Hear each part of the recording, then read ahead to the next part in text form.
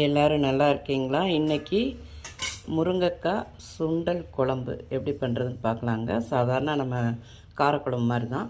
இங்கே பாருங்களேன், கடுகு வந்து நான் 3 டேபிள் ஸ்பூன் நல்லெண்ணெய் ஊற்றி, இந்த மாதிரி காரக்குழம்புக்கெலாம் நல்லெண்ணெய் தான் ரொம்ப நல்லது பார்த்துக்கோங்க. ஊற்றி வச்சுருக்கேன். அதில் கடுகு 1 டீஸ்பூன் போட்டுடலாம். கடுகு வெடிக்கவும் வெந்தயத்தை போடணும்.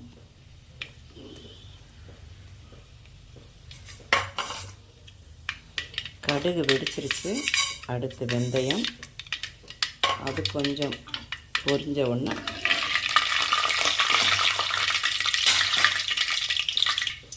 கருவேப்பிலையை போட்டுக்கலாம்.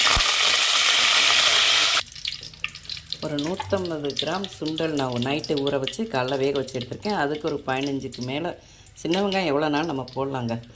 போட்டு அதில் ஒரு 4 வெள்ளைப்பூடும் போட்டிருக்கேன். அதுவும் நல்லா செவக்க, அதை கோல்டன் ப்ரௌன் சொல்லுவாங்களா, அந்த அளவுக்கு நம்ம அதை வதக்கணும்.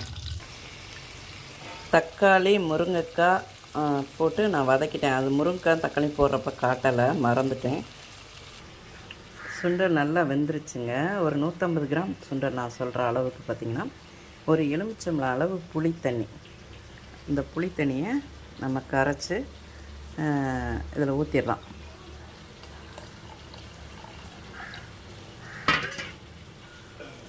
புளித்தண்ணியை ஊற்றியாச்சு. அதில் குழம்பு மிளகாய் பொடி 3 டேபிள் ஸ்பூன், மஞ்சள் தூள், மிளகுத்தூள். நான் மிளகுத்தூள் எல்லா இதுலேயும் சேர்த்துக்குவேங்க, அதனால் அது போட்டுக்கிட்டேன். அதையும் போட்டு கரைச்சி, அது நல்லா வெங்காயம் தக்காளி முருங்கைக்காய்லாம் நல்லா வதங்கிருச்சு. நம்ம அதில் அந்த கரைச்சி வச்சுருக்கதை ஊற்றிடலாங்க. வதக்கினதில் நம்ம ஊற்றியாச்சு சுண்டல், புளித்தண்ணி, குழம்பு மிளகாய் பொடி போட்டு, இதுக்கு நம்ம ஒரு தேவையான அளவு உப்பை போட்டுடலாம். தேவையான அளவு உப்பு போட்டாச்சு. இதை நம்ம மூடி வச்சிடலாங்க. நல்லா எண்ணெய் தெளியணும். நல்லா இது தேங்காய் ஊற்றணுன்னா நம்ம ஊற்றிக்கலாம். நான் தேங்காய் ஊற்றி தான் இது பண்ண போகிறேன்.